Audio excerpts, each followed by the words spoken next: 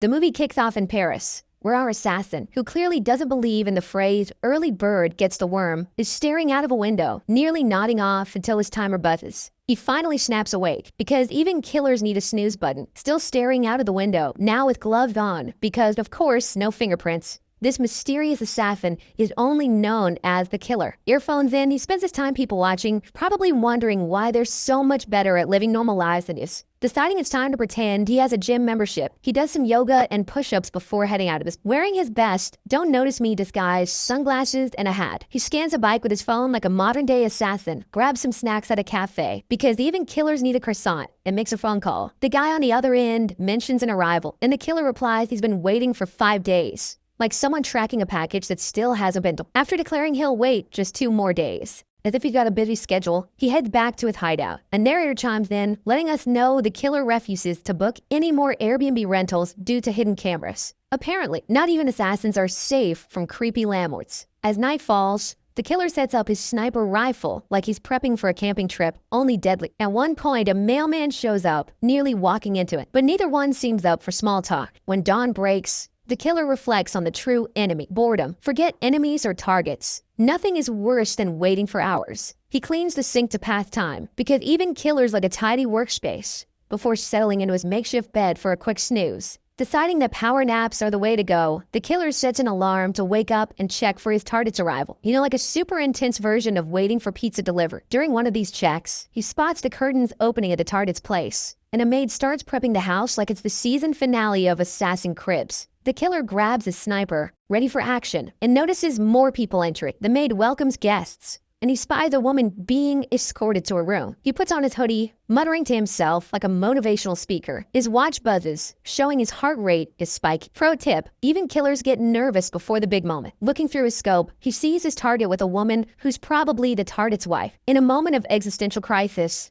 the killer gives himself a pep talk about morals, which weirdly enough calms him down. But when he finally takes the shot, he misses, hitting the woman instead. Oops, clearly not his best work. Realizing things have gone sideways, he packs up his stuff faster than someone who's late for a meeting. He slaps on a motorcycle helmet, jumps on a scooter, and races off like he's trying to avoid the cops. In a bad Yelp review. While driving, he casually tosses his gun into a garbage truck because littering is a crime, but hitmen throwing away murder weapons. Totally fine, right? After some clever alleyway maneuvers, he pulled up to a sketchy public restroom, changes his appearance, and hailed a cab to the airport. Because if there's one thing this killer knows, it's how to stay stylish on the run. At the airport, he spots a security dog, and, like anyone who's ever accidentally carried a bottle of water through TSA, makes a quick U-turn. He cleans himself up, buys a ticket, and makes a call from a payphone, explaining the situation. On the plane, he notices a sketchy guy, probably thinking, great, now I'm the one being watched. Later, when the airline offers free accommodation due to a flight delay, he jumps at the chance. Free stuff? Even assassins can't resist that. At his hotel, he places a glass cup on the door handle, turning it into the cheapest security system ever, before crashing on the couch. The next day, he sneaks out and catches his next flight, this time feeling a little more relaxed with his earphones in. He eventually lands,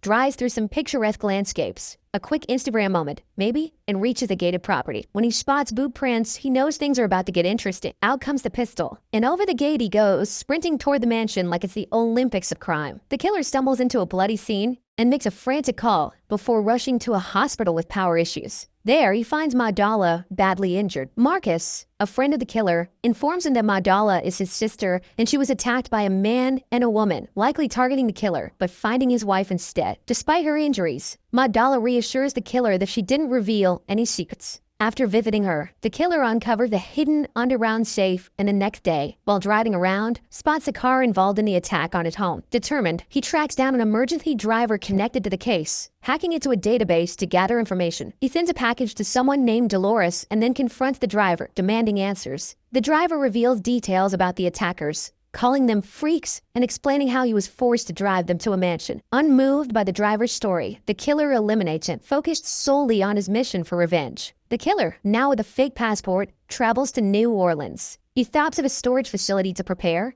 collecting weapons, files, a new license plate, and power tools. He soon spots his next target, Dolores. Disguised as a garbage man, he enters a building.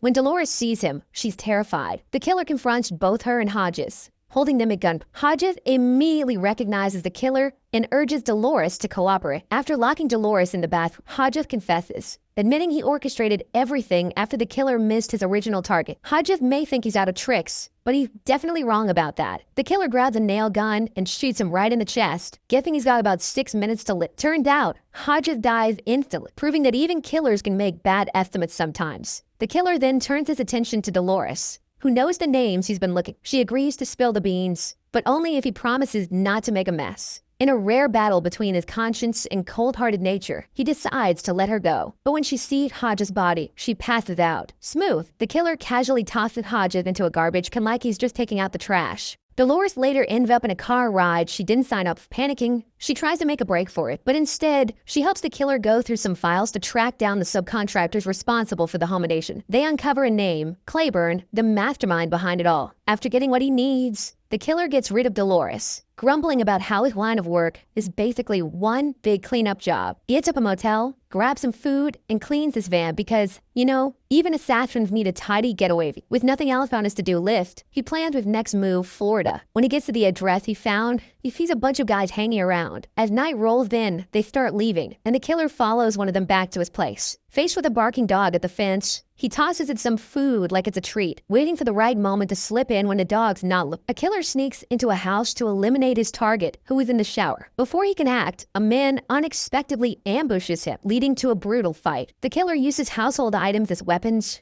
and, after a tense struggle, manages to fatally shoot the man. He escapes the house, pursued by a dog, and sets the place on fire with a Molotov cocktail to cover his tracks. The next day, he flies to New York, blending in by using public transport and renting a car. After locating his next target, he watches her carefully, but is interrupted by the sound of distant sirens. The killer meets the expert, a woman who stops for dinner at a waterfront restaurant. He joins her table and discreetly points a gun at her. She attempts to talk her way out, mentioning she had no role in his wife's attack and blaming another man. Despite her efforts, including trying to fake an injury, the killer remains emotionless and silences her with a single shot. He then sets his sights on a high-profile target. After observing the target's routine, he orders a key fob copier from Amazon, then meets a contact for weaponry. With a copied fob in hand, he sneaks into the gym locker room where his target works out, steals the wallet to copy the access card, and then waits for the right moment. Later, he uses the card to enter the building and makes his way to the penthouse on the 27th. The killer confronts his target, billionaire Claiborne, as the man picks out a drink. At first, Claiborne doesn't recognize the killer and tries to bribe his way out, but when the killer reveals the copied card and starts asking questions, Claiborne realizes what's going on. He explains that after the killer's failed hit, Hodges decided to have him eliminated as a precaution. Claiborne smooth talks his way out of danger, convincing the killer that there's no personal grudge between. The killer warned him that if he ever needs to return, it won't be a quick or painless end. With his business wrapped up, the killer leaves. He travels to the Dominican Republic, where he reunites with his now-recovered wife. Over a quiet moment of tea, the killer finally experiences a sense of peace after all the chaos.